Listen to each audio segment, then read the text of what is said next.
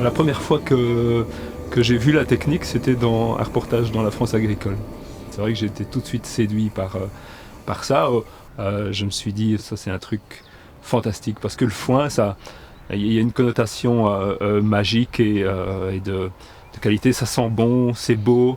Se rouler dans le foin, ce sont des tas d'images qui sont enchanteresses finalement. Donc, le séchage de foin en grange est une technique de conservation des fourrages par voie sèche, c'est-à-dire qu'on récolte le fourrage sous forme de préfané, on l'engrange à la ferme dans des cellules de séchage et on l'amène jusqu'à 85% de matière sèche. Le problème du foin séché naturellement au soleil, c'est qu'il n'a pas une valeur alimentaire très bonne.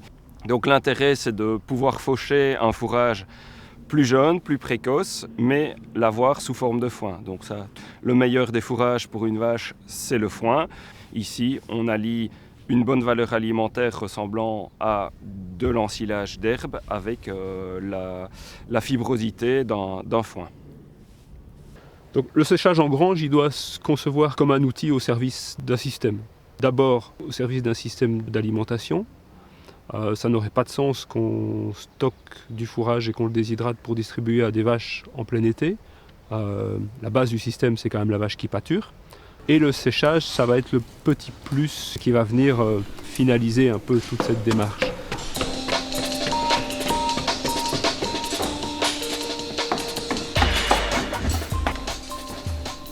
D'abord, ça permet de bien répartir le travail sur toute la saison, puisqu'on va constituer les stocks hivernaux au fil des mois. On n'aura pas de pic de travail important. D'autre part, au niveau de la distribution, c'est quand même une grande facilité, puisque si on gère bien ces stocks, on peut avoir des tas qui soient plus structurés, des tas qui sont plus tendres, qui vont être plus riches en éléments assimilables. Et donc le fait d'assimiler du foin plutôt que de l'ensilage, au niveau de la santé des animaux, c'est quand même nettement supérieur. D'ailleurs, on peut se passer d'antibiotiques depuis 4 ans.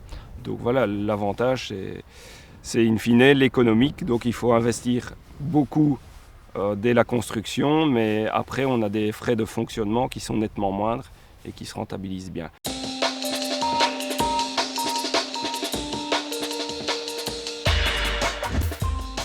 Il faut vraiment prendre des plantes qui sèchent facilement.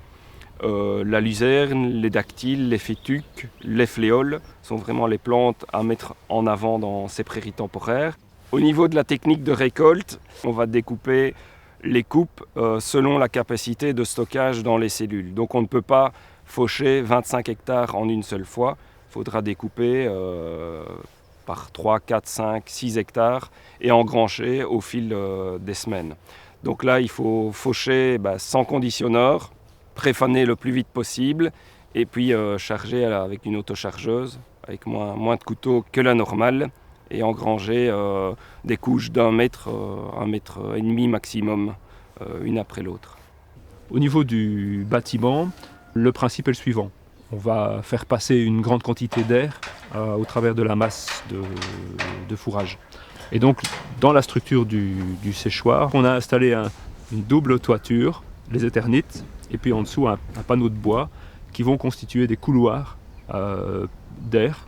Et cet air va se réchauffer en passant sous la toiture. Et c'est cet air réchauffé qui va être injecté dans le tas de foin.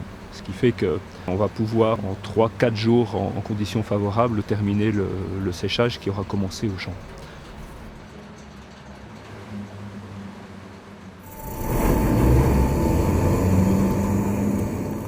L'utilisation de la grue pour le stockage et le déstockage, c'est un accessoire qui est certes coûteux, mais qui est extrêmement pratique.